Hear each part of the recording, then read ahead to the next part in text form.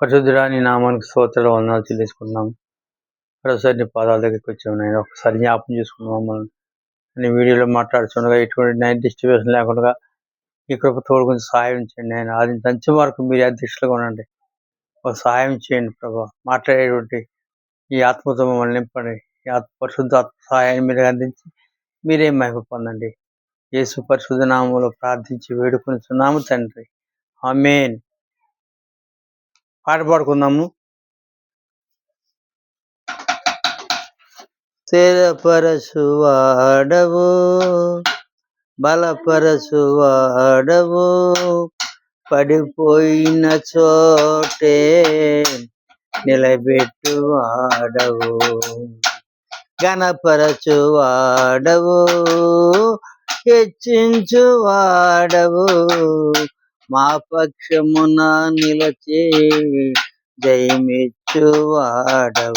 మరలా స్థిరపరచువాడవు, బలపరచువాడవు, పడిపోయిన చోటే నిలబెట్టు, ఘనపరచువాడవు, హెచ్చించువాడవు, మా పక్షమున నిలచి జయమిచ్చువాడవు. ఏమైనా చేయగలవు, కథ మొత్తం మార్చగలవు, నీ నామముకే మహిమంతా తెచ్చుకొందువు. ఏమైనా చేయగలవు, కథ మొత్తం మార్చగలవు, నీ నామముకే మహిమంతా తెచ్చుకొందువు. యేసయ్యా మెస్సయ్యా,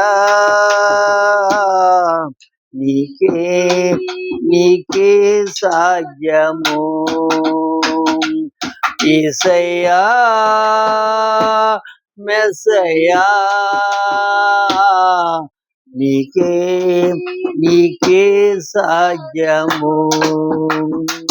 సర్వకృపానిధి మా కుమ్మరి, నీ చేతిలోనే మా జీవమున్నది. సర్వకృపానిధి మా పరమ కుమ్మరి, నీ చేతిలోనే మా జీవమున్నది. మా దేవాని ఆలోచనలన్నీ ఎంతో గొప్పవి, మా ఊహకు మించిన కార్యములెన్నో జరిగించుచున్నవి. మా దేవా నీ ఆలోచనలన్నీ ఎంతో గొప్పవి, మా ఊహకు మించిన కార్యములెన్నో జరిగించుచున్నవి. చేయగలవు, కథ మొత్తం మార్చగలవు, నీ నామముకే మహిమంతా తెచ్చుకొందువు. ఏమైనా చేయగలవు, కథ మొత్తం మార్చగలవు, నీ నామముకే మహిమంతా తెచ్చుకొందువు. యేసయ్యా యేసయ్యా, నీకే సాధ్యము. యేసయ్యా యేసయ్యా, నీకే సాధ్యము. నీ ఆజ్ఞ లేనిదే ఏదైనా జరుగునా, నీ కంచె దాటగా శత్రువుకు సాధ్యమా. నీ ఆజ్ఞ లేనిదే ఏదైనా జరుగునా, నీ కంచె దాటగా శత్రువుకు సాధ్యం. మా దేవా నీవే మా తోడుంటే అంతే చాలును, అపవాది తలసిన కీడులన్నీ మేలైపోను. మా దేవా నీవే మా తోడుంటే అంతే చాలును, అపవాది తలసిన కీడులన్నీ మేలైపోను. ఏమైనా చేయగలవు, కథ మొత్తం మార్చగలవు, నీ నామముకే మహిమంతా తెచ్చుకొందువు. ఏమైనా చేయగలవు, కథ మొత్తం మార్చగలవు. నీ నామముకే మహిమంతా తెచ్చుకొందువు. యేసయ్యా యేసయ్యా, నీకే నీకే సాధ్యము. యేసయ్యా యేసయ్యా, నీకే నీకే సాధ్యము. స్థిరపరచువాడవు, బలపరచువాడవు, పడిపోయిన చోటే నిలబెట్టువాడవు. ఘనపరచువాడవు, హెచ్చించువాడవు, మా పక్షమున నిలసి జయమిచ్చువాడవు. దేవుని స్తోత్రం. హల్లెలూయా. ప్రభునందు ప్రియమైన సంగమా, ప్రియమైన సహోదరులారా, ప్రభువైన యేసుక్రీస్తునామమున మీ అందరికీ హృదయపూర్వకమైన వందనాలు తెలియజేస్తాం. దేవుని యొక్క మహాకృపను బట్టి దేవుడు మనల్ని గతకాలం అంతా కాచి కాపాడి పోషించి సంరక్షించి ఈనాటి వరకు సజీవ లెక్కలు ఉంచినందుకు దేవుడికి మనం ప్రత్యేకమైన వందనాలు స్తోత్రాలు చెల్లించుకుంటున్నాము. ఇద్దరి మందు ఆయన ఈ వీడియోలో మాట్లాడేటువంటి అవకాశాన్ని దేవుడు మనకి ఇచ్చినందుకు దేవుడికి ఎంతగానో మన రుణస్థులము. కనుక ఈ సమయంలో మరోసారి మరి ఆ యొక్క పాదాల దగ్గరికి వస్తున్నాము. వచ్చే ముందు మా యొక్క అడ్రస్ని తెలియజేస్తున్నాము. బ్రదర్ కె బాబురావు, జక్రం గ్రామము, కాళ మండలము, పశ్చిమ గోదావరి జిల్లా. 7842867818. మళ్ళీ జ్ఞాపకం చేసుకోండి. నా పేరు బ్రదరు కె బాబురావు, జక్రం గ్రామము, కాళ మండలము, పశ్చిమ గోదావరి జిల్లా. నా యొక్క ఫోన్ నెంబరు 7842867818. జ్ఞాపకం పెట్టుకోండి. అలాగా ఆ యొక్క మీ అవసరాల కొరకు ప్రార్థన చేయగలము. తెలియజేసినట్లయితే ప్రార్థన చేస్తాం ప్రియులారా. ఓకే, ఈ దినమందు మా యొక్క మళ్ళా అదే ఒక అంశాన్ని మనం ధ్యానం చేసుకుందాము. ఏంటంటే ఆ అంశం ఏంటంటే, ఆ అంశం ఏదనగా క్షమాపణ, పాప క్షమాపణ గురించి. క్షమాపణ గురించి కొన్ని విషయాలు, మౌలిక సత్యములు, క్షమాపణ గురించి, మౌలిక సత్యములు, క్షమాపణ గురించి. అందరూ పాపం చేసి ఉన్నారు. రోమీయులకు రాసిన పత్రిక 3:23 అందరూ పాపం చేసి ఉన్నారు. పాపంలోకి వచ్చే జీతం కూడా మరణమే. అది కూడా 3:27 ఉంటుంది. రోమపత్రిక 3:27 చూసినట్లయితే అందరూ పాపం చేసి ఉన్నారు. కాబట్టి అతిశయ కారణం ఎక్కడ? అది కొట్టివేయబడెను. 3:23 అమ్మా, 3:23 ఏంటి? 3:23 పాపం చేసి దేవుడిని పొందలేకపోవచ్చు. అది చూసారా, ఏ భేదము లేదంట. కానీ చూద్దాం, ఏ భేదం లేదంటే మనుషులకి అన్ని భేదాలు ఉంటాయి. నలుపు భేదము, తెలుపు భేదము, రంగు భేదము, విద్యా భేదము, ఉద్యోగ భేదాలు, ఈ భేదాలన్నీ మనుషులకు ఉన్నాయి. కనుక యేసుప్రభు ఏమంటే అసలు ఏ భేదము లేదు. అందరికి మత భేదాలు, కొందరికి క్రిస్టియన్ భేదాలు, క్రైస్తవ భేదాలు, ఈ భేదాలతో నడిచిపోతున్నాం. మనము భేదాలతో సతమతం అయిపోతున్నాము. ఏ మిశ్రం మంచిదో నా మిశ్రం మంచిది, నా మిశ్రం మంచిది, నా మతం మంచిది, నా మతం మంచిది అని మనుషులు గొప్పలు చెప్పుకుంటున్నారు. అందుచేత గొప్పల కోసం కాదు, కానీ మరి దేవుడు చెప్తున్నాడు, యేసుప్రభు అంటాడు, ఏ భేదము లేదు, అందరూ పాపం చేసి దేవుడిని గురించి మహిమను పొందలేకపోతున్నారని జగద్రక్షకుడైన యేసుప్రభు సెలవిస్తున్నాడు ప్రియులారా.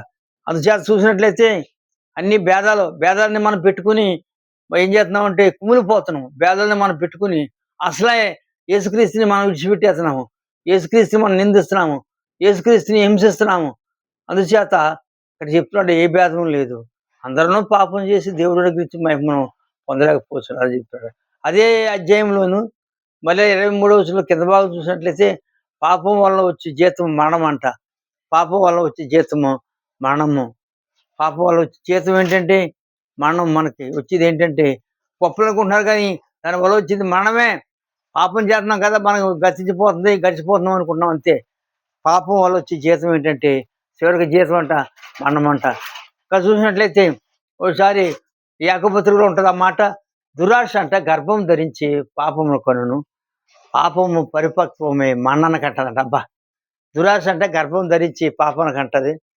పాపము పోయి అయిపోయిందమ్మా, వదిలే. పాపం పరిపక్వమై మరణమును కొనును. దురాశ గర్భం ధరించి పాపం కంటది, పాపం పరిపక్వమై మరణన కంటదంట. అందరూ రక్షకుని అవసరములు కలిగి ఉన్నారు, కొందరు కాదు, అందరూ అండి. మొత్తం లోకం అంతా కూడా రక్షకుని యొక్క అవసరత కలిగి ఉన్నారు. మత్తయి సువార్త 1వ అధ్యాయము, మత్తయి సువార్త 1వ అధ్యాయము 21వ వచనము. మత్తయి సువార్త 1వ అధ్యాయము 21వ వచనం చూసినట్లయితే, ఆమె యొక్క కుమారుని కనును తన ప్రజలను తన పాపం వారి పాపం నుండి, ఎవరి పాపం నుంచి? ఆయన కుమారుని కనడు. ఎందుకంటే వారి తన ప్రజలను, ఎవరి ప్రజలు? తన ప్రజలు అంటే దేవుని యొక్క ప్రజలను రక్షించడానికి, దేవుని యొక్క ప్రజలను విమోచించడానికి ఆయన ప్రజలనంట వారి పాపం నుంచి ఆయనే రక్షించిన కనుక ఆయనకి యేసు అని పేరు పెట్టుకోండి. యేసు అని పేరు ఏమున్నదంటే, యేసు అని పేరుకి భాషాంతరము దేవుడు మనకు తోడని అర్థం అనమాట. యేసు అని పేరుకి భాషాంతరము దేవుడు మనకి తోడని అర్థము. ఆయన పేరు ఇమ్మానుయేలు కూడా వస్తుంది. ఇమ్మానుయేలు అనగా మనకి దేవుడు తోడని కూడా అర్థమిస్తుంది. అందుచేత ఆలోచన చేయండి. మనం ఇది ఏంటంటే, మరి ఆయనకి ఇమ్మానుయేలు పేరు ఎందుకు వచ్చిందంటే, ఆయన ఒక కుమారుని కనును తన ప్రజలను తన పాపం నుండి, వారి పాపం నుండి ఆయనే రక్షిస్తాడు. రక్షించేవాడు ఆయనే, క్షమాపణ ఇచ్చేవాడు ఆయనే, ఆరోగ్యం ఇచ్చేవాడు ఆయనే, ఆశీర్వాదం ఇచ్చేవాడు ఆయనే, సమస్తము కలిగేవాడు ఆయనే. అందుచేత మరి పూర్తిగా సంపూర్ణంగా తుడిసివేయబడును. 3వ అధ్యాయం అపోస్తల కార్యాలు 19వ వచనం. 3వ అధ్యాయము 19వ వచనం అపోస్తల కార్యాలు చూసినట్లయితే, అపోస్తల కార్యాలు 3వ అధ్యాయము 19వ వచనం. అటు ఇటు పెడితే కుదరదు అమ్మ, అలా అయితేనే మాయాస అంతే. 3వ అధ్యాయం 19వ వచనం చూసినట్లయితే, పాపం నుండి పవిత్రులుగా చేయను. అది కూడా 1:9 ఉంటుంది. యోహాను సువార్త 1:9. 3:19 చూద్దామా? అపోస్తల కార్యగ్రంథం 3:19. ప్రభువు సమూహము నుండి విశ్రాంతి కాలంలో వచ్చినట్లు నీ కొరకు నియమించిన ఆయన పంపునట్లు నీ పాపములు తుడిచివేయబడు నిమిత్తము మారు మనసు నుండి తిరగాలంట. మన పాపాలు తుడిచివేయబడినట్లు మారు మనసు పొందాలి. మనం ఆయన తట్టు తిరగాలి. ఆయన తట్టు తిరిగామనుకో, ఆయన మనకు తోడుగా ఉంటాడు, మనకు ఆశ్రయంగా ఉంటాడు. ఆయన కృప మన తోడు ఉంటుంది ఇప్పుడు కూడా. మన పాపాలు తట్టు కాదు, మన పాపాలు ఆయన తుడిచివేత్తకు వచ్చాడు, మన పాపాలు క్షమించడానికి వచ్చాడు. మన శిక్షించడానికి రాలేదు. మన శిక్ష అంతా ఆయన మీద వేసుకున్నాడు. మన భారం అంతా కూడా ఆయన మీద వేసుకున్నాడు. ఆయన మీద మోపబడినది ఆయన వేసుకుని మన కొరకు ఆయన చనిపోయాడు, సిలువేయబడ్డాడు, మరణించాడు, సమాధి చేయబడ్డాడు మన కొరకు. అందుచేత మన భారం అంతా కూడా ఆయన ఈపు మీద వేసుకున్నాడు కనుక ఆయన ఏం చేశాడంటే, ఆయన గురించి మనం ఎంత చెప్పుకున్నా తనివి తీరని యొక్క జీవితం ప్రియులారు. అందుకుని మన పాపాలకి క్షమాపణ దయచేస్తున్నాడు ఆయన. అందుకని యోహాను సువార్త 1వ అధ్యాయము 9వ వచనం చూసినట్లయితే, యోహాను సువార్త 1వ అధ్యాయం 9వ వచనం చూసినట్లయితే, పాపముల నుండి పవిత్రులుగా చేయనంట. పాపం నుండి, మన పాపం నుండి. యోహాను సువార్త 1వ అధ్యాయము, సువార్తలో 1వ అధ్యాయము 9వ వచనం చూసినట్లయితే, 1వ అధ్యాయం 9వ వచనం చూసినట్లయితే, నిజమైన వెలుగు ఉండెను, అది లోకములోనికి వచ్చు ప్రతి మనుషుని వెలిగించుచున్నది. ఆయన లోకములో ఉండెను, లోకం ఆయన మూలముగా కలిగెను, కానీ లోకం ఆయనకు తెలుసుకొనలేదు. లోకం అంటే ఆయనను తెలుసుకోలేదంట. నిజమైన వెలుగు ఉంది, అందరిని వెలిగించడానికి వచ్చింది. ఆ వెలుగు అందరికి ఇస్తుంది ఆ వెలుగు. అందుకని లోకం అంట తెలుసుకోలేదంట. మీరు వెలుగే ఉన్నారు అంటున్నాడు. మీరు లోకంలో వెలుగే ఉన్నారు. ఎవడనో దీపం వెలిగించి మంచం కింద కానీ కృతం కింద కానీ పెట్టకండి అంటున్నాడు. ఎందుకు చేత? అది అందరికీ వెలుగు ఇవ్వాలి కనుక దీపస్తంభం మీద పెట్టండి అంటున్నాడు. అందుకని నిజమైన వెలుగు దీపస్తంభంలాగా వెలగాల మనం కూడా. ఆయన వెలుగు ఆయనలో ఉంటే మనకు వెలుగు ఉంటుంది, నిజమైన వెలుగు ఉంటుంది. ఎలాంటి వెలుగు ఉంటుంది అంటే పాపం నుండి పవిత్రులుగా చేయను, మనం పవిత్రులుగా చేద్దంట. ఆయన పాపం నుండి, మన పాపం నుంచి మనల్ని పవిత్రులుగా చేసేది ఆ నిజమైన వెలుగు. మనందరినీ కూడా వెలిగించేది ఆ నిజమైన వెలుగు అంట. మనందరం వెలిగించేది వెలుగే. ఆ వెలుగులో మనం ఉంటే మనం కూడా వెలిగించబడతాము. పాపమును ఇక ఎన్నడూ జ్ఞాపకం చేసుకుని అంటున్నాడు హెబ్రీయులకు రాసిన పత్రిక 8:12 చూసినట్లయితే, పాపంలోని ఇక ఎన్నడూను జ్ఞాపకం చేసుకున్నాను. 8 హెబ్రీ 8:12 హెబ్రీ 8:12 మనము క్షమాపణ నేను ఆ వారి దోషముల విషయమై దోషముల విషయమై దయ కలిగి వారి పాపములను ఆ ఇకను ఎన్నడూ ఎన్నడంట జ్ఞాపకము చేసుకొననని చూసారా, వారి మీద దయ కలిగి ప్రభువు సెలవిచ్చుచున్నాడు. మన దోషముల గురించి ఆయన అంటే దయ కలిగిన వాడు. మన తర్వాత మన పాపాల విషయంలోనూ పశ్చాత్తాపం చెందినవాడంట. ఇంకెన్నడూ కూడా మన పాపాలు అసలు జ్ఞాపకం చేసుకోడంట. అబ్బా, ఎంత ఆశ్చర్యం అండి. మనమైతే జ్ఞాపకం చేసుకుంటాం. ఆనాడు నువ్వు అలా చేసావు, ఈనాడు ఇలా చేసావు, నువ్వు అలా తిట్టావు, నన్ను ఇలా తిట్టావు, అలా కొట్టావు, ఎలా కొట్టావు అని మనం జ్ఞాపకం చేసుకుంటాం. కానీ ఆయన జ్ఞాపకం చేసుకుంటాడు కదా మన పాపాలు. ఎన్నడూ కూడా ఆయన జ్ఞాపకం చేసుకోడంట. ఎందుకంటే మన పాపాలు క్షమించడానికి వచ్చాడు, మన నీతిమంతులుగా చేర్చడానికి వచ్చాడు, మన పవిత్రులుగా చేయటానికి వచ్చాడు. కనుక ఎన్నడూ కూడా ఆయన జ్ఞాపకం చేసుకునే దేవుడు కాదు. మనం ఆలోచన దేవుని యొక్క క్షమాపణ ఎలా ఉంటుందో చూద్దాం ఒకసారి. పూర్తిగా సంపూర్ణంగా తుడిచివేయబడును. మనము క్షమాపణ ఇట్లు పొందగలము. పాపులందరూ చేయవలసినది ఏంటి అని ఒకసారి మనం ఆలోచించినట్లయితే, క్రీస్తు యేసునందు విశ్వాసమును. యోహాను సువార్త 8:24 యోహాను సువార్త 8:24 చూసినట్లయితే అక్కడ చక్కని మాట ఉంటుంది. యోహాను సువార్తలో 8:24 8:24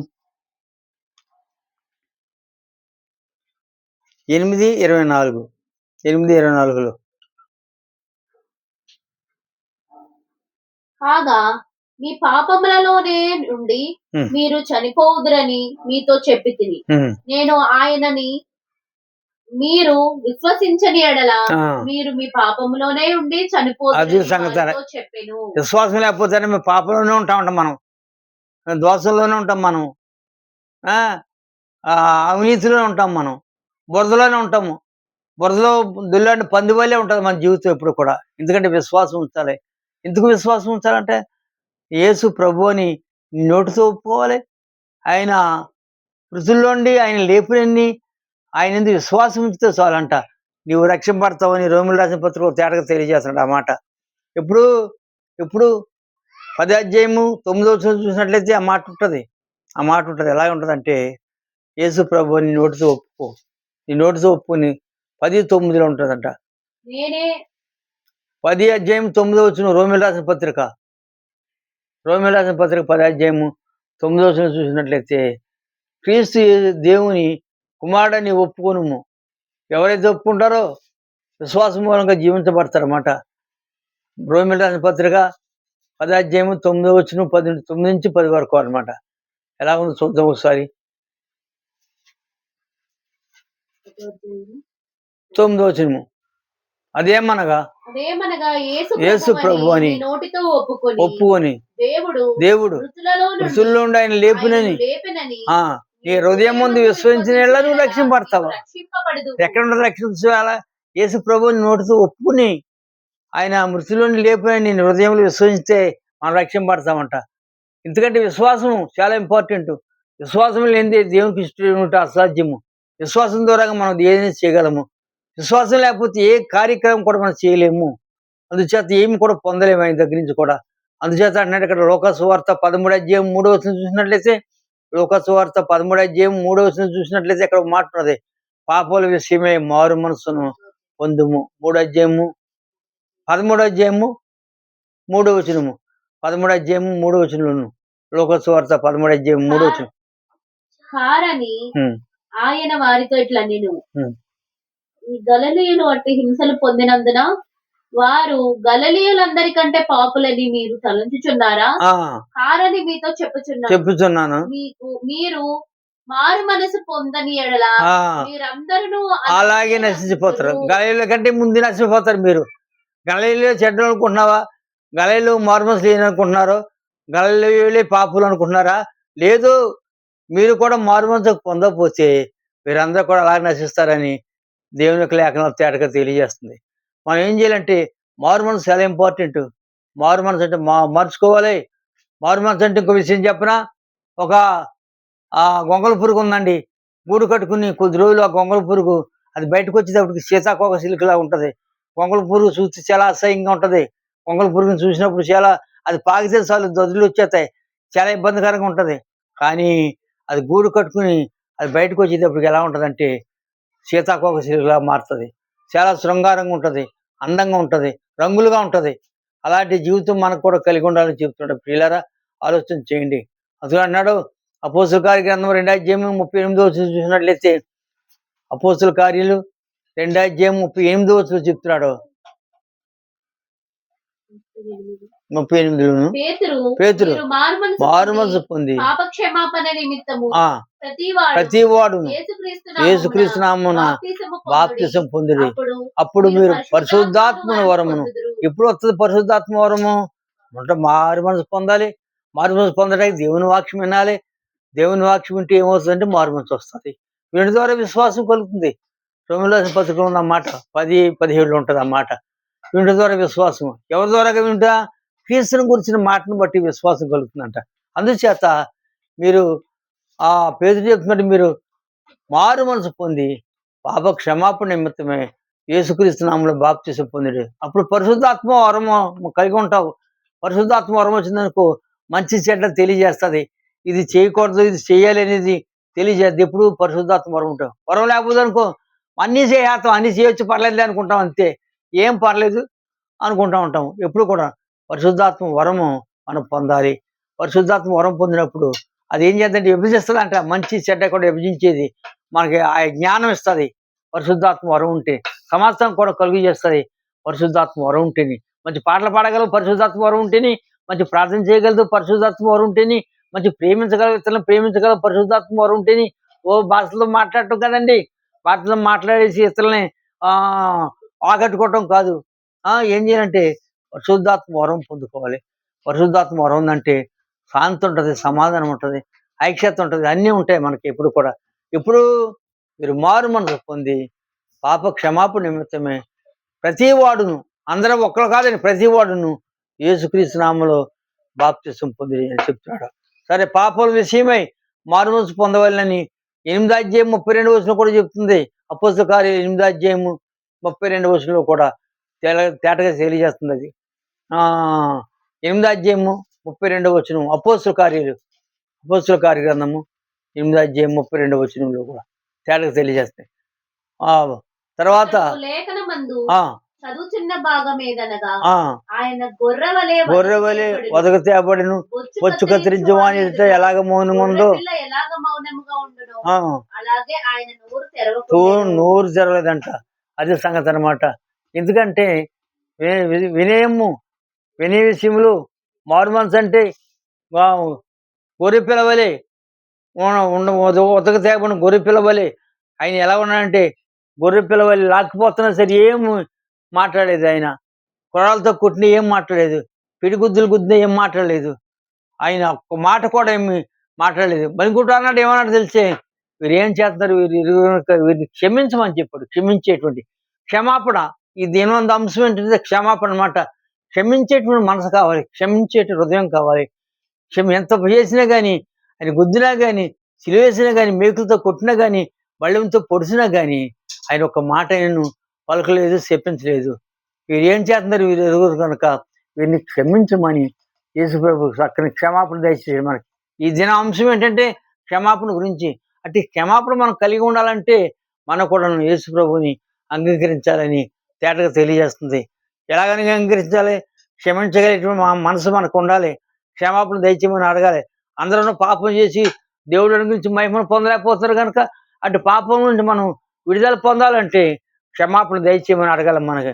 తర్వాత మనం రక్షకుడైన రక్షకుడిని కలిగి ఉన్న యొక్క అవసరతలు మనం క్రీస్తుని కలిగి ఉండటం ఎలాగనగా మనకు కుమారుడు అనుగ్రహించబడును, ఆయన భుజం మీద రాజ్యభారమును, ఆశ్చర్యకరుడు, ఆలోచనకర్త, బలవంతుడైన దేవుడు, నిత్యుడుకు తండ్రి, సమాధానకర్త అంట. అధిపతి, మనకు అధిపతి ఎవరంటే ఆయనే అధిపతి. ఆయనకి మనం లోబడి ఉండాలి అని లేఖనానుసారంగా మనం జీవించాలని దేవుని లేఖ స్పష్టంగా తెలియజేస్తున్నాయి. ఆ పాపము క్షమాపణ ఎట్లు పొందగలమనేది మనం తెలుసుకున్నాము. క్రీస్తు చేసినందు విశ్వాసం ద్వారాగా పాపానికి విడుదల పొందగలమని ప్రభువైన యేసుక్రీస్తు తేటగా తెలియజేస్తున్నాడు. అట్టి క్షమాపణ మీకు మీ కుటుంబాలకి దయచేయును గాక. అట్టి విశ్వాసము, క్రీస్తుల విశ్వాసం ఉంచుదురు గాక. దేవుడు మిమ్మల్ని దీవించబడును గాక. ఆమేన్, ఆమేన్, ఆమేన్.